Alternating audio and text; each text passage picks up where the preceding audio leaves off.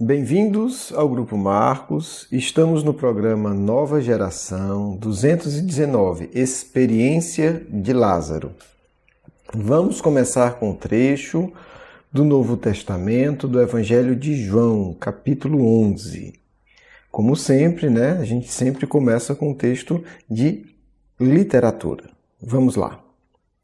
Jesus, então agitando-se novamente, dirigiu-se ao sepulcro. Era uma gruta e uma pedra estava posta sobre ela.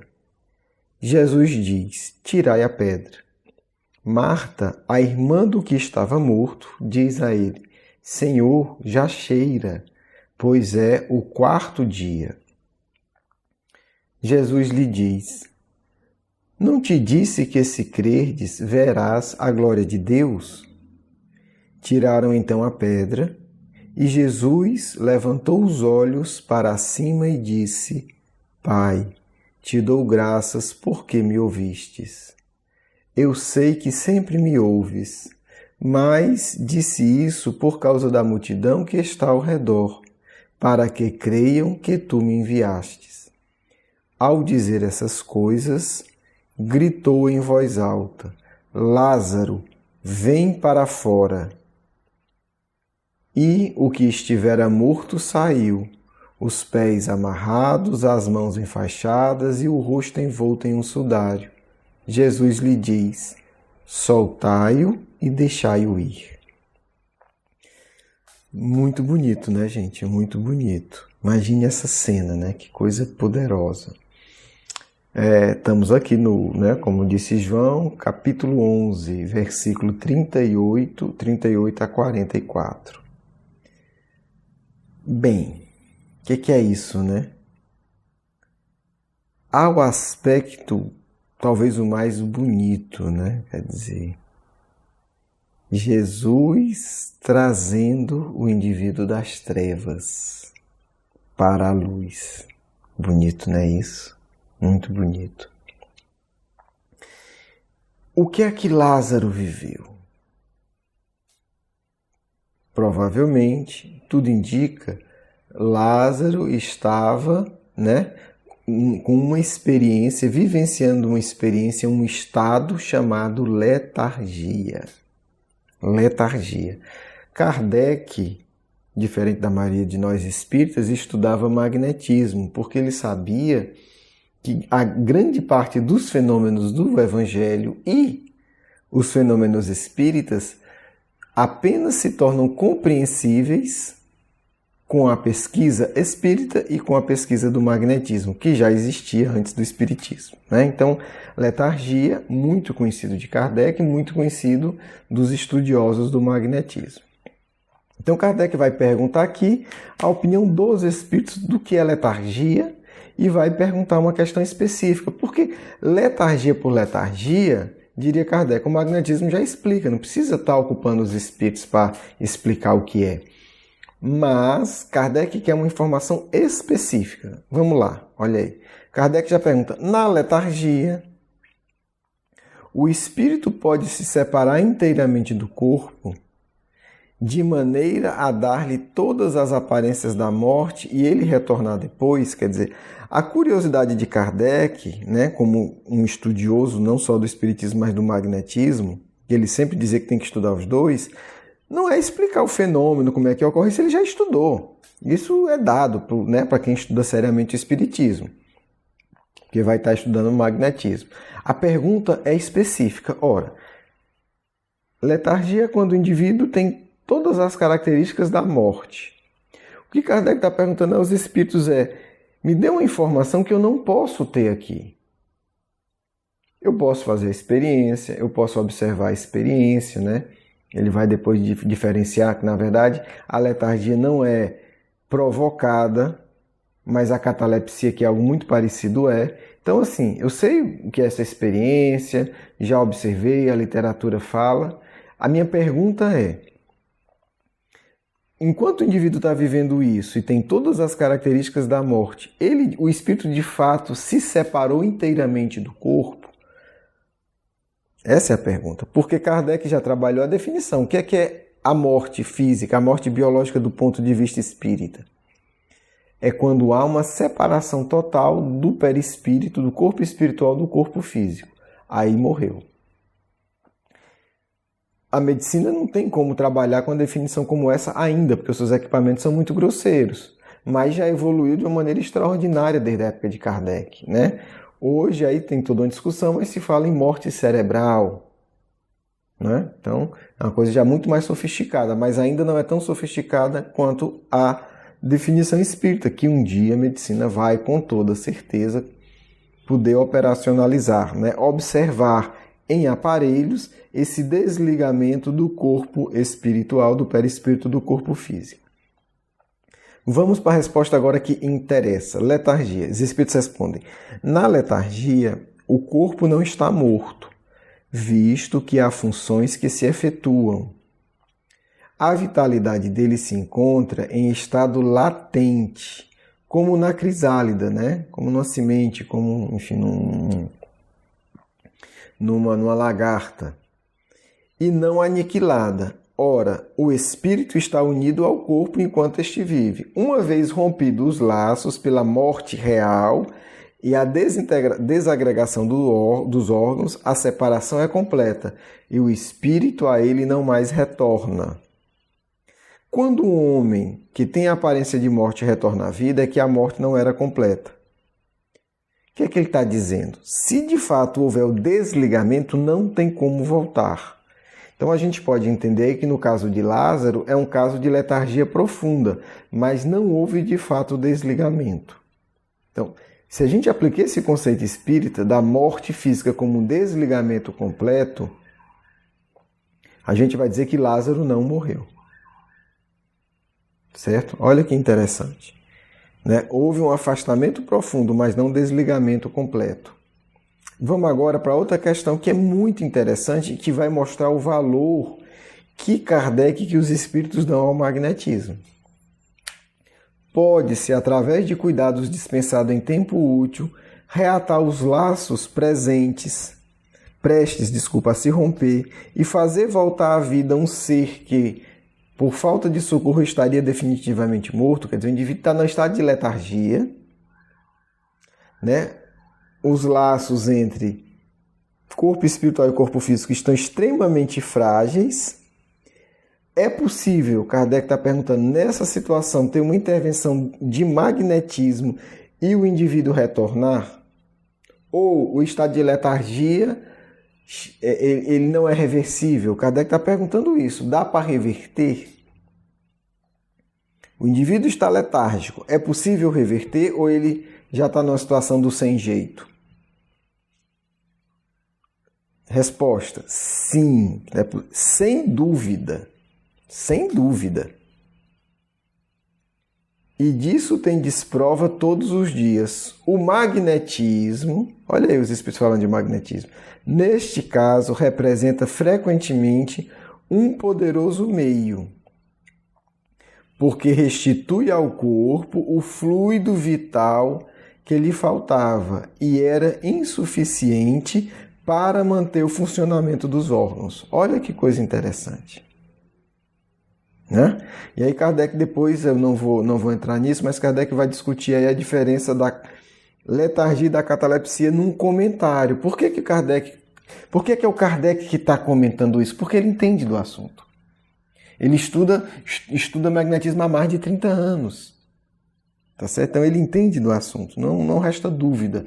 E ele vai explicar que a catalepsia é provocada e às vezes a catalepsia é uma parte do corpo.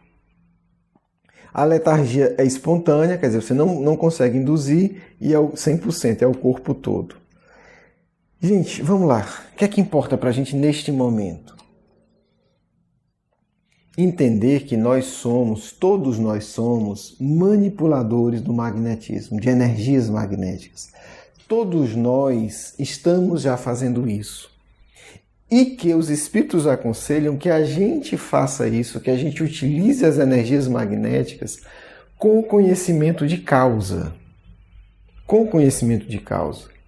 Então o magnetismo ele pode, bem utilizado, evitar muitos desencarnes, como foi o caso de Lázaro, aí, que estava há 4 dias numa situação letárgica, em que Jesus observa e há, uma doação energética poderosa e ele retorna. Só que é o que é mais interessante, que eu acho que a gente ainda não entendeu. E esse ponto aqui é extraordinário para mim. Jesus utiliza-se do magnetismo para experiências educativas. Olha que fantástico! O magnetismo é utilizado para as experiências educativas. Jesus deixa isso claro quando ele diz: Pai, eu estou fazendo essa oração em voz alta para que eles entendam. Quer dizer, Jesus estava ali numa total experiência educativa. Todo mundo que estava ali estava numa vivência educativa. Isso é extraordinário do nosso mestre. Quer dizer, ele utiliza-se do magnetismo para proporcionar experiências educativas. Onde a gente encontra isso? É raríssimo. É raríssimo. Tá, eu me interessei pelo assunto, eu vou estudar magnetismo, eu quero viver isso de uma maneira séria, onde eu encontro um ambiente em que teremos experiências educativas com o magnetismo. Falta, né, gente? Falta. A nova geração vai precisar disso. A nova geração vai precisar e depois realizar muito mais nesse sentido. Precisamos entender que os recursos divinos, conforme faz Jesus na prática, devem ser aplicados em experiências educativas sempre. Bem, próximo encontro falaremos num tema muito afim. Esse ainda dá mais espaço para experiências educativas, se chama sonambulismo. Um grande abraço, espero que vocês tenham gostado, um grande beijo no coração. Vamos à nossa segunda parte.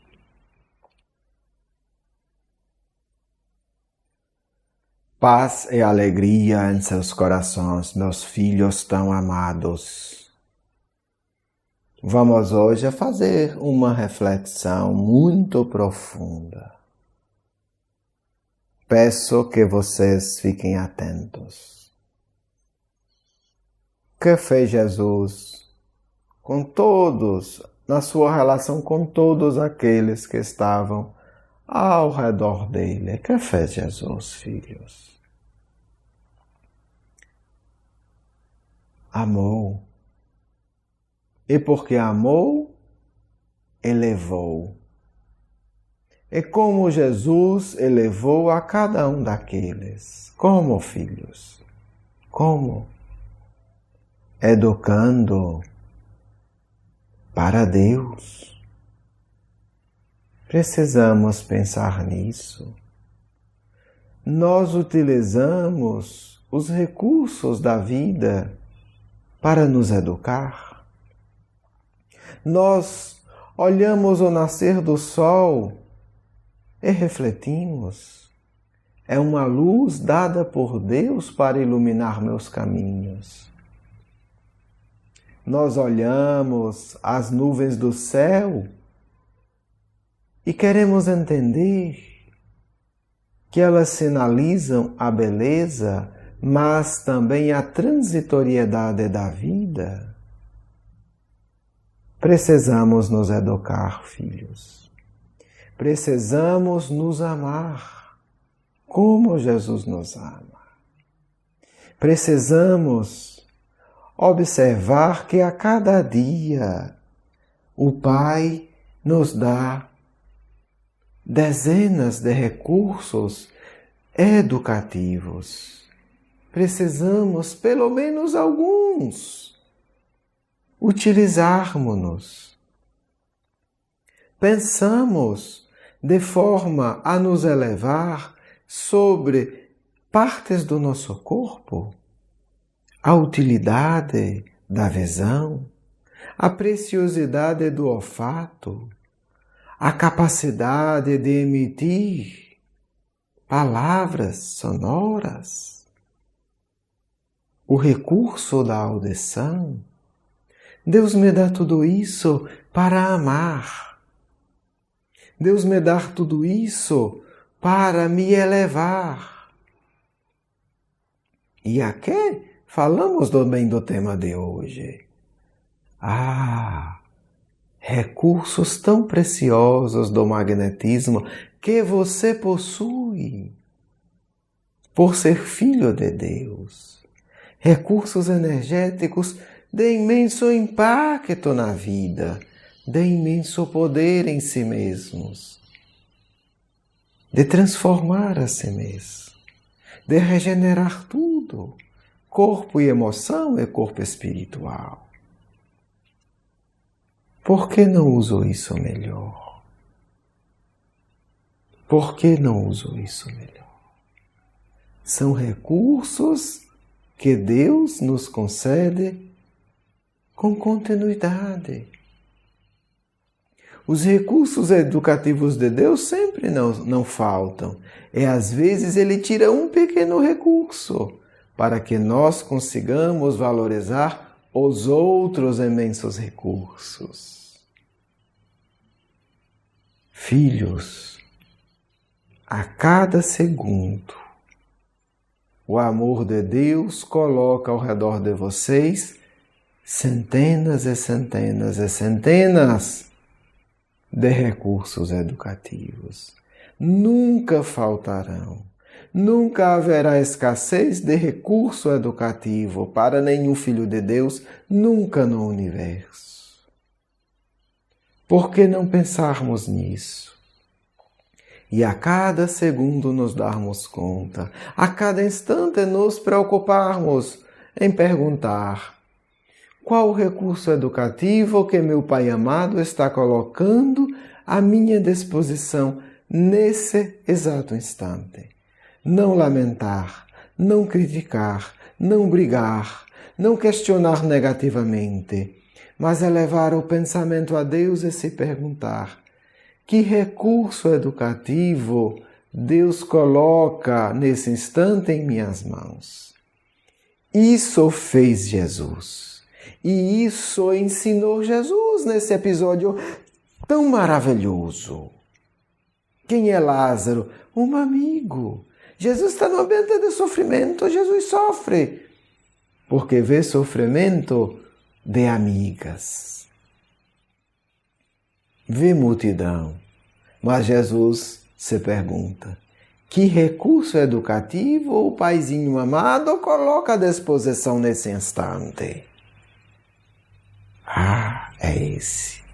Então, utilizarei plenamente esse recurso de forma tão visível, tão clara, que meus irmãozinhos entenderão. Filhos, está na hora. Espíritas, entendam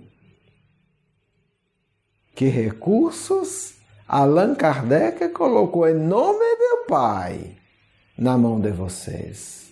Seguindo o exemplo do Cristo, utilize-os em seus centros, em suas reuniões, em suas palestras, em seus estudos, porque vocês já estão plenos de recursos educativos. Utilize-os como que é o Cristo para mostrá-los a seus irmãozinhos. Muita paz do amigo espiritual de sempre. Quero agradecer o seu carinho, a sua atenção e para conhecer mais do nosso curso Educação Espírita, um convite à juventude, do nosso programa Nova Geração e os nossos livros, por favor visite o nosso blog grupomarcos.com.br. Você é muito bem-vindo.